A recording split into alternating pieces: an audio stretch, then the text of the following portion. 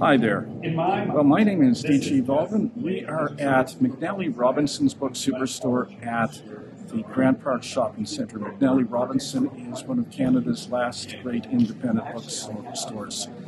And today, we are going to be launching Twilight of Echelon, a book that I am partly responsible for.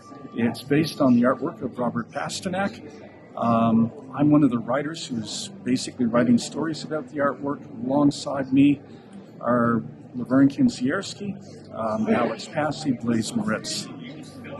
Blaise and Alex not going to be here tonight. Food poisoning and Toronto, respectively. But I'm here, so I'm going to have a good time. We're gathered here tonight to celebrate the launch of Robert Pasternak's Twilight of Echelon, featuring contributors Laverne Kinzierski and D.G. Valdron.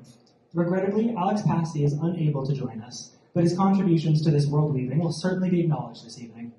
And we're grateful to At-Bay Press for publishing this book and for making this evening a possibility. And right now, I'm just going to have Matt Jodry come up, publisher at At-Bay Press, just to say a few words.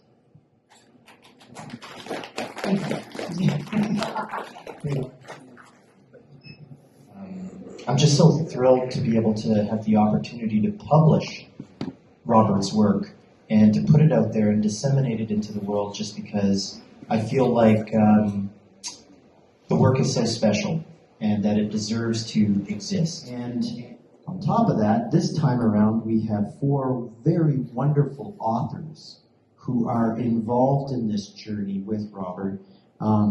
We've got Blaise Moritz, who is from Toronto and not here tonight. Alex Passy, who is unfortunately sick tonight. And then we have Laverne Kinzierski and we have D.G. Valdron, both authors here tonight. And of course, Robert Pasternak on the very end. And dun, dun, dun. Well, I've been asked to host, but the one with the most is Robert Pasternak, who is here with us today. I think it's important that I mention that one of the first times I saw Robert's work, I had no idea what I was looking at, what was happening, and when I leaned over and asked somebody, what are these? They said, we don't know. But that guy over there, he made them, aren't they wonderful? And it was a number of things that to me at first seemed like drawings, but they weren't. Paintings, but they weren't. And when I finally met Robert and he explained to me how they were made, it was just so inventive. The way in which Robert uses line and form and shape, color or the absence of color, texture or the absence of texture, to create a world that feels familiar even when there's nothing really familiar to grab onto. So what we're going to do here first is we're going to hear from each of the assembled authors and artists for about 5 minutes each. They're going to do a reading, and then I'm going to discuss some of how this great artifact came into being. So, Robert, if you wouldn't mind. So we've got The Inquiry of Dr. Edgar by Blaise Moritz. Call me Euclid. No. Call me the alien. Call me nothing. Imagine the name unpronounceable by the mechanisms available to you through your physiognomy. Imagine that all of this is not written in English, not written at all. See instead a musical score of a concrete poem from which the trained interpreter may vocalize the sound poetry of a world, parallel or other, in either case, not the one of your quotidian perceptions. A world in the form of a ladder, spectrum, chrome cool, with occasional jet, gloaming, civil, all between being and atmosphere, between organism and object, edge, gradient, and flare defining levels of possibility. But this latter, infinite or toward some ultimate plateau. Fiction, to form a story you may follow, to build a world on which You may stand. This is called Space Rescue Squad. It's the final of a 6-part series. And what's happened is that there's been a breach into Echelon space. They've sent the rescue squad out. They've brought it down safely. And now they're going to deal with the aftermath. Shall we go down and greet the visitors? Captain Corrigan asked, breaking Captain Chan's stream of thought. Best to be polite, Captain Chan grins. Let's say hello. The Corvus is none the worse for the wear. It springs twist and warp as it climbs down from the sky, working its way like an octopus crawling down a ladder. The only sign of its exertion, an oily sheen on its latex surface. They'll pull into the landing just 100 meters or so from the ship. The Earth ship has landed safely on its belly. It's fire engine red, or at least that's what they think fire engine red looks like, with gold trim and a pointed nose. Beyond the view screen, there's a pair of hatches at the front and back and a row of portholes between them. It looks like a Buck Rogers toy, Commander Corrigan says, staring up the starboard. I used to have a model just like that. Yeah, there's something about Earthships, Captain Chan replies. They're just so cool. He glances port. Oh, Jesus, Captain Chan mutters. It's that hippie Tom Waters. What's he doing here? I don't know, maybe he's the greeting party. They'd send him. What's headquarters thinking?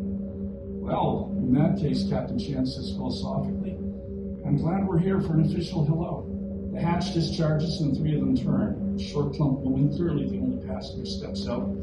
Her haircut is severe and unflattering. She wears a conservative blue dress, a brocaded jacket with shoulder pads. She carries a clipboard in one hand, a binder with the other.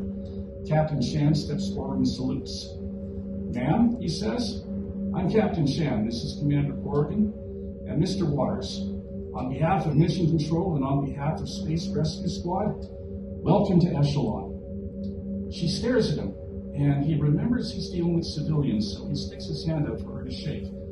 She simply stares at it. What the hell is this? She asks confusingly. Captain Chan glances at Commander Corrigan for a moment. Excuse me, ma'am? What are you? She demands. 12 years old? He blushes hot under his collar. Almost, he says. 11 and a half. What are you kids doing here? Where's the reception party? This isn't the landing zone. You had an unscheduled breach, ma'am. Unscheduled my ass, she snaps. This was booked in advance. Where's the supervisor? I want to speak to the port manager. What are you kids even doing here? Why do you dress like that? I do like the uniforms, Waters offers. Did your mother sew them? My mother, Captain Chan says. She did it for both of us. Terrific job, he says. Lots and lots of buttons. It looks good.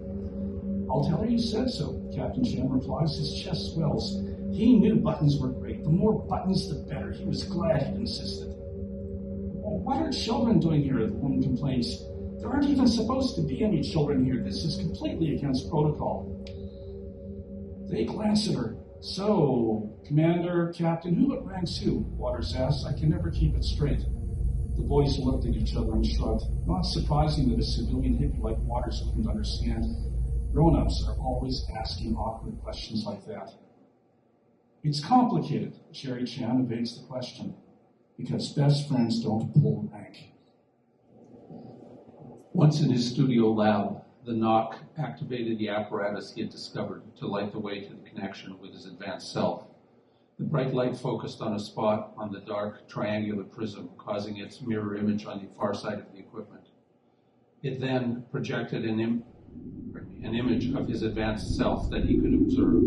Together, they would further their plans for the Knock's trip into the advanced realm where his doppelganger lived. The Knock set to work on arranging the powers, his instruments, those that lined the spheres of perception, to open within the veil a doorway, one which he hoped would allow him to enter the world of his advanced self. After a nervous flutter of calculations, the Knock pressed the button and his equipment glowed with promising white light. In a moment, he was transported to the place in between all places, and he saw his advanced self standing in a large notch in the veil. Beyond the silhouette of his other self, he could see a vista of Echelon, one that he knew he had never seen before, yet he felt a strong nostalgia as he faced a welcome homecoming. Suddenly, he was through the multiversal veil and in his mirror's world. As familiar as the place seemed, He was frightened by the strange elements that menaced him. Seeing his discomfort, the advanced reflection of the knock assured him by explaining that the black crackles of energy were benign effects of the retreating veil, and the aggressive seeming vessel that steamed toward them was just part of an ongoing climate survey to maintain the sanctity of the environment. The advanced knock informed him of the advances that Echelon itself had undergone. Technology had made another large leap, and a newly discovered anti-gravity propulsion system had revolutionized traffic in the New World. He ushered the knock to a place where he could view the floating machine that allowed the industry to flourish without disturbing the surface or the skies of Echelon with pollution. The knock marveled at the city they approached. Even as the skies of this Echelon were filled with a geometric purity, so too were the forms of the city. Simple, yet vast, echoing the lines of the natural environment. A world at peace with itself.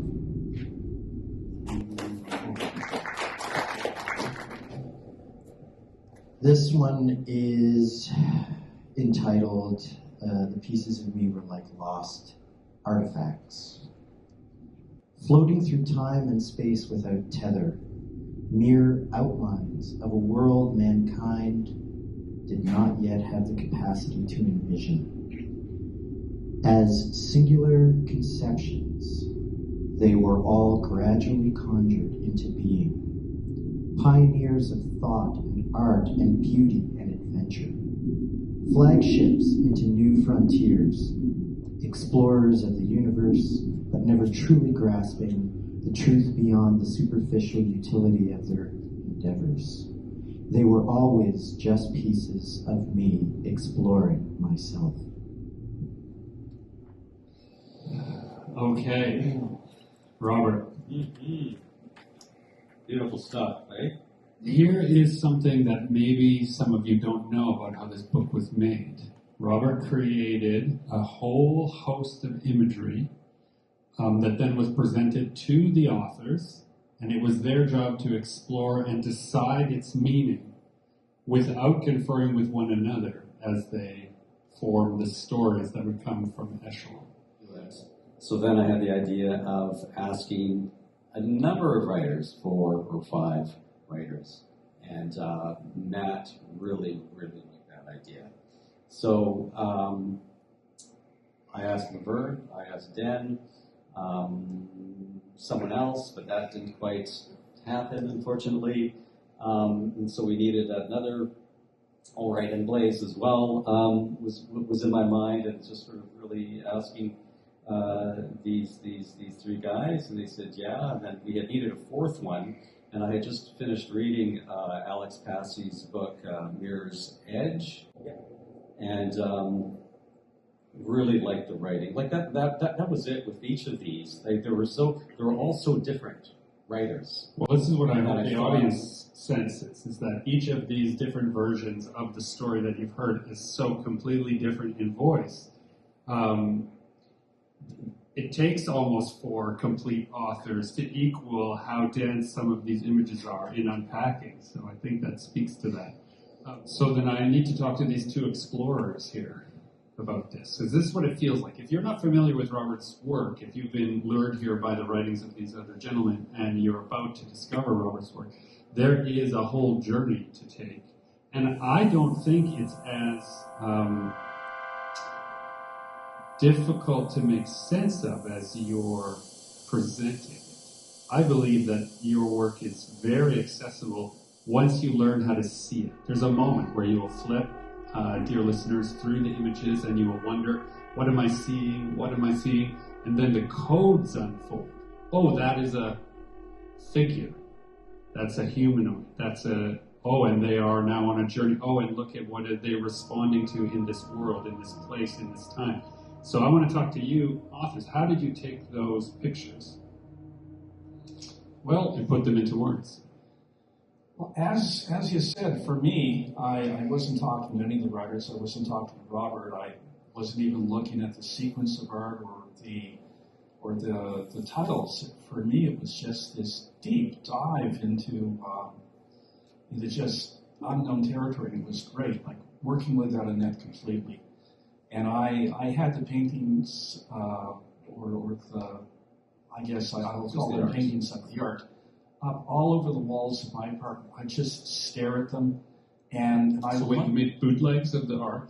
Yeah, You printed them I without had permission? a I just want to be real clear I here. figured, and I would just stare at it, and the thing I loved was that everything, absolutely everything, seemed to be recognizable, but it was the closer you looked, the more you studied it, the stranger it became. You know, there would be these spacecraft in the air or these birds or stuff, and from the looks of it, just staring, it was that they weren't flying, they were just crawling through the air like an octopus, just twisting their way around, and I thought, wow, that's cool. I saw pyramids, and the pyramids would float away. And so it was a world where everything was recognizable and nothing made sense, and I loved it.